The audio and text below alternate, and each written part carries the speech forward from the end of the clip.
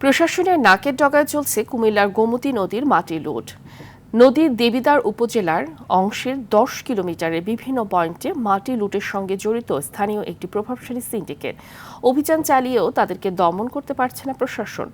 দিনে কড়াকড়ি থাকায় রাতের অন্ধকারকে বেছে নিচ্ছেন মাটি খেকোড়া। কুমিল্লা থেকে আবুল খায়েরের পাঠানো তথ্যচিত্রে আরও জানাচ্ছেন আব্দুল হামিদ।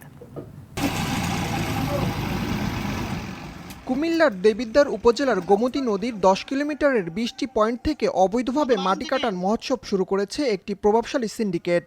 এতে হুমকির মুখে পড়েছে বেড়িবাঁধ, ক্ষতিগ্রস্ত হচ্ছে কৃষি জমি।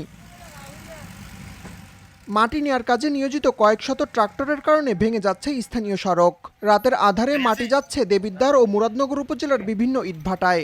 দেখেন কৃষক ক্ষেত লাগাই রাখছে, তারপরে রাতে ও কৃষকের ক্ষেতের মাটি শুদ্ধ নিয়ে যেতেছে, মানে ধান লাগানো সরকার। আগে গোমতী নদীর চরে মাটি কাটতো, এখন ফসলের জমি সরকার মাটি তুলে নিয়ে যাচ্ছে। এইগুলি এক ধরনের চক্র সিন্ডিকেট আছে, ওরা এটা প্রশাসনকে ম্যানেজ করে এই কাজগুলি করতেছে। এলাকার ফসলের জমি নষ্ট হইতেছে, বাধা দিলেও বাধা শুনতেছে না। মালিকটা হচ্ছে আপনার ফিরোজ খানের পুঁতে আরো লোক আছে 10-12 জন মিলে। গোমতীর বেড়িবাঁধের ভিতর থেকে মাটিগুলা কাটতো, এখন তারা আমাদের এলাকার ফসলের জমি নষ্ট করে তারা মাটি কাটতেছে, এখানে রাস্তার ক্ষতি হতেছে।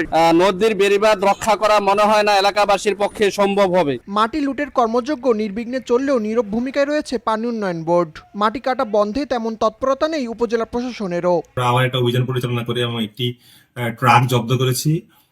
আশা করতেছি আমরা এই বিষয়ে ভবিষ্যতে আরো জোরালো অভিযান আমরা করব আইন শৃঙ্খলা বাহিনীর সহায়তা নিয়ে। গোমতী নদীর মাটি লুট কাণ্ড নিয়ে একাধিকবার সংবাদ প্রকাশ হলেও টনক নড়েনি প্রশাসনের, থামেনি প্রভাবশালীরাও।